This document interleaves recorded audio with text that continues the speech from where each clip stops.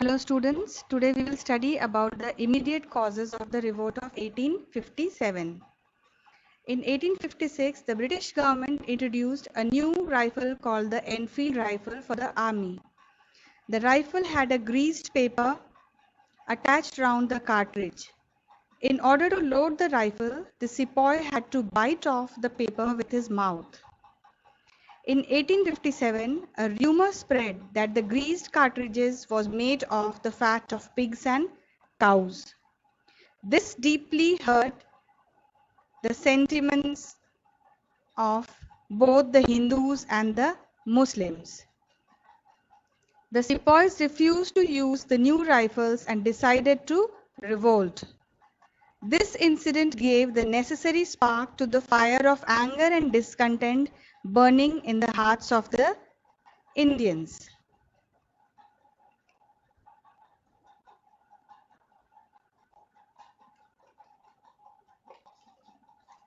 So the spark came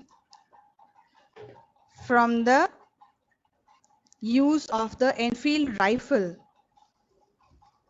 whose cartridges were greased with the fat of cows or pigs. That was the rumor at that time, and this deeply hurt the religious sentiments of both the Hindus and the Muslims, and the sepoys refused to use the new rifle and decided to revolt.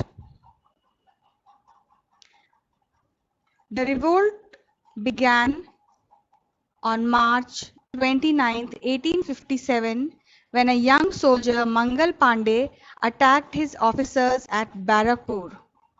He was hanged to death. On 9th May 1857, 85 sepoys of the 3rd Cavalry Regiment refused to use the greased cartridges. These 85 sepoys were dismissed from service and sentenced to 10 years in jail for disobeying their officers. And on 10th May 1857, a group of soldiers marched towards the Meerut jail, shot the British officers and released their fellow sepoys from jail. They seized all the arms and ammunition from there and set fire to the buildings and the British properties. Thus, a formal war was declared against the British or the Firangis. These Firangis, this term was used for foreigners, and the term reflected an attitude of contempt. So, it was specially used for the Britishers at that time in India, Firangi. The rebel sepoys then marched towards Delhi on the night of 10th May itself and reached Delhi in the early hours of the morning. On hearing the news of their arrival, the sepoys in Delhi also rose in rebellion. They set British buildings and properties on fire and captured their arms. They gathered around the Red Fort and declared Emperor Bahadur Shah Zafar as their leader. The aging emperor had to accept this demand. He wrote letters to all the chiefs and rulers of India to join their hands together in their fight against the British. The local rulers and chiefs saw this as an opportunity to regain their lost power and authority, so they readily gave their support to the rebels. The local rulers and chiefs, they felt that if the Mughal emperor could rule again, they too would be able to rule their own territories once more under Mughal authority. The British had not expected this to happen. They thought the disturbance caused by the issue of the cartridges would die down. But Bahadur Shah Zafar's decision to bless the rebellion changed the entire situation dramatically. Often when people see an alternative possibility, they feel inspired and enthused, and this gave them the courage, hope, and confidence to act. The main centers of the revolt were Meerut, Delhi, Awadh, Kanpur, Jhansi, Gwalior, Bareilly, Bihar, Lucknow. As you can see here on the map, the red ones marked as the main centers of the revolt, and the black triangles are the other centers of the revolt.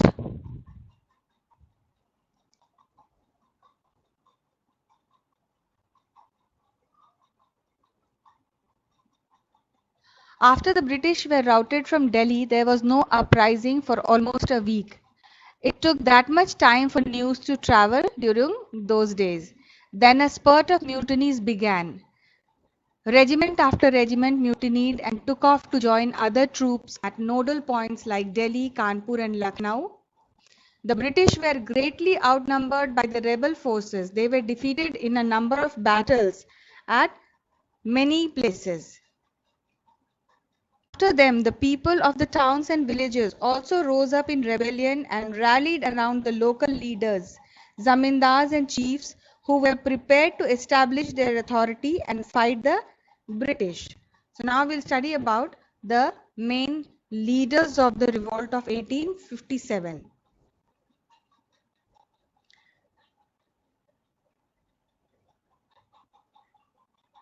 So the spread of revolt in Delhi, Bahadur Shah was proclaimed as the nominal head, and General Bakht Khan, he headed the Council of Soldiers in Delhi. In Kanpur, Nana Sahib, the adopted son of last Peshwa Baji Rao II, he defeated Hugh Wheeler. And we can see Begum Hazrat Mahal, who declared her son Birjis Kadir as Nawab. In Bareilly, it was Khan Bahadur, who became the leader of the people over there. And in Bihar, Kunwar Singh defeated William Taylor and Vincent Eyre. In Faizabad, Maulvi Ahmadullah defeated Henry Lawrence in the Battle of Chinhat. In Jhansi, Rani Lakshmi Bai, Gwalior, Tatya Tope, Meerut, Kadam Singh, Mathura, Devi Singh, and Allahabad, Liaquat Ali. There were many leaders, but we will study about only the very famous ones here.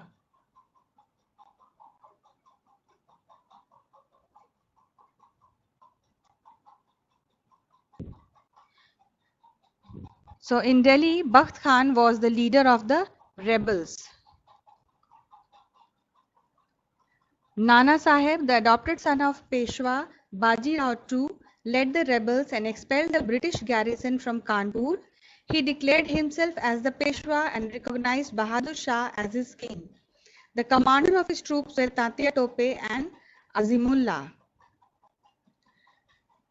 Birjis Kadir was proclaimed as the new Nawab of Lucknow. He was the son of the deposed Wajid Ali Shah. Birjis too accepted Bahadur Shah as his emperor. His mother, Begum Hazrat Mahal, led the rebels against the British.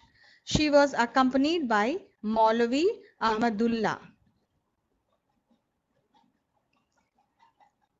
Rani Lakshmi Bai took up arms against the British. She was joined by Tatya Tope from Kanpur.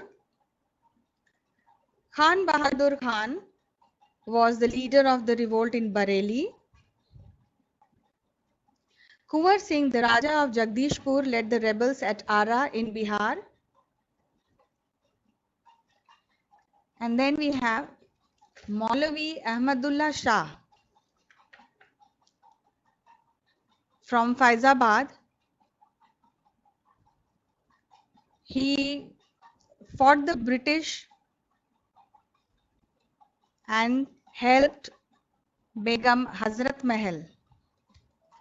So he caught the imagination of the people and raised a huge force of supporters. He came to Lucknow to fight the British and helped Begum Hazrat Mahal. So you can see at different places, people rose up in rebellion against the Britishers. So it could have been any local zamindar, local leader, and now as we see the Maulvis also supporting the rebels in the fight against the British. The British were greatly outnumbered by the rebel forces. They were defeated in a number of battles. This convinced the people that the rule of the British had collapsed for good and gave them confidence to take the plunge and join the rebellion. So we see that the rebellion was supported by people from all walks of life who had been oppressed by the British rule. So they found this revolt or rebellion as a way of gaining back their freedom from the British. That is why they all supported it. But still, we'll see that this revolt of 1857 was suppressed by the British. And why did it happen? Because there were many leaders, rajas, zamindars, and other people who did not support the rebels. Because this revolt of 1857 was mostly in the northern part of India. But recent research has shown that the echo of the revolt spread as far as South India. There were stray uprisings in Andhra Pradesh, Kerala, Karnataka, Tamil Nadu, and the territories of Goa, Daman and Diu, and Pondicherry. But the problem was that the British, even though few in number, they had better means of communication and better weapons. They were properly organized. So all this helped them to suppress the revolt of 1857. But about that, we will study in the next chapter, or rather in the next video, the suppression of the revolt, failure of the revolt, and the impact or the aftermath of the revolt. Please read the chapter, watch the video. After I finish the aftermath of the revolt, I'll be giving you questions based on the various topics. So please read the chapter. Thank you, children.